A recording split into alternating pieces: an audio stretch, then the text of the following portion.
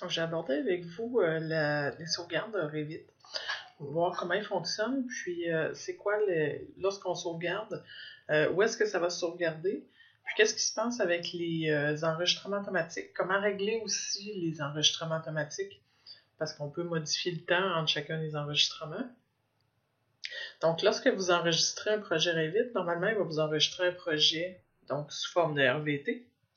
On se rappelle qu'il y avait différents formats, donc les RFA et les formats de gabarit. Donc, pour s'assurer que c'est vraiment un projet, donc on s'assure que c'est l'extension .rvt. Vous allez toujours nommer votre fichier, puis dès que la sauvegarde automatique de Revit va fonctionner, il va vous créer des fichiers .001, 2, 3, 4, 5, 6. Donc, c'est vos sauvegardes temporaires, en fait. Dès que vous allez manuellement activer la disquette pour sauvegarder, ça enregistre sur le fichier original. Donc, les sauvegardes automatiques qui vont se créer, vous allez voir, ça prend quand même de l'espace sur votre disque dur. Donc, au fur et à mesure que votre projet avance, vous pouvez éliminer certaines sauvegardes. Vous pouvez en conserver quelques-unes, les dernières qui ont été faites, mais c'est pas nécessaire de toutes les conserver. Donc, on y va selon les besoins de chacun, évidemment, mais c'est pas... si vous enlevez jamais rien, dans le fond, c'est que vous allez vous ramasser avec beaucoup d'espace utilisé par les fichiers Revit. Donc, comment régler les sauvegardes automatiques ou changer le temps, en fait? On va aller dans les options. En fait, dans les options, il y a plusieurs possibilités de modification aussi. Donc, il va vous envoyer, en fait, Revit vous envoie une notification pour sauvegarder automatiquement à toutes les 30 minutes par défaut. Vous pouvez le modifier pour le mettre plus rapidement ou selon ce que vous souhaitez avoir. Quand vous êtes sur un fichier commun, donc vous êtes plusieurs à travailler, la synchronisation va se faire sur le fichier central à toutes les 30 minutes aussi par défaut. Donc ça aussi, c'est une option que vous pouvez régler.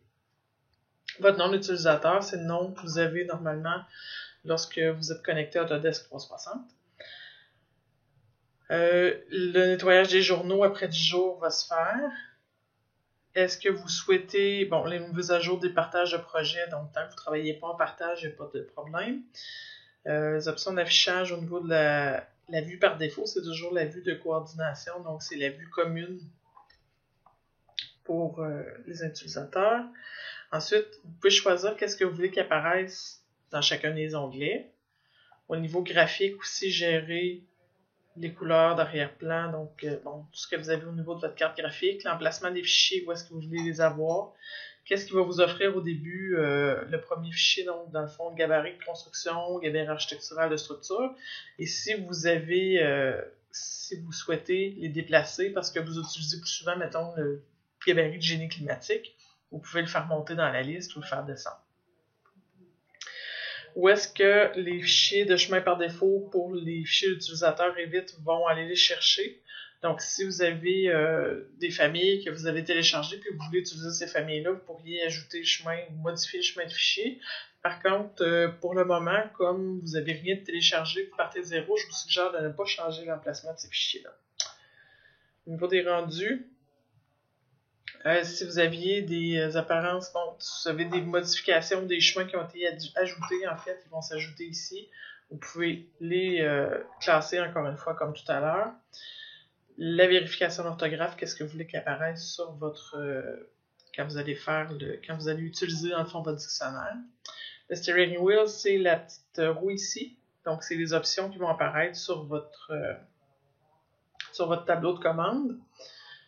Le cube de navigation, c'est le cube en 3D qui apparaît dans votre écran ici. Qu'est-ce que vous voulez avoir? C'est quoi la position d'écran? Votre taille. Fait que les réglages peuvent se faire ici. Si vous avez des macros de fait aussi, donc vous pouvez activer les macros des applications. On annule ça ici. D'autres paramètres supplémentaires qui peuvent être intéressants au niveau de la visibilité des éléments, donc les styles de ligne que vous pourriez éditer, les épaisseurs de ligne, les motifs de ligne aussi.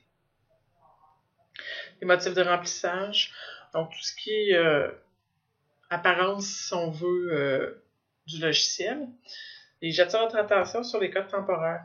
Les codes temporaires, c'est des codes qui vont apparaître quand vous allez modéliser. Puis au niveau de la modélisation, il peut y avoir des codes bleus qui apparaissent dans votre écran quand vous sélectionnez un objet.